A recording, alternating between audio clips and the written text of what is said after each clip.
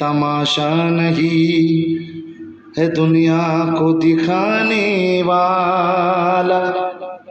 आज तन्हाई में रोया है सबको हंसाने वाला। है हवा तू ही जरा छू के गुजर जा मुझको, खुश्क बातों को कोई नहीं यहाँ उठाने वाला।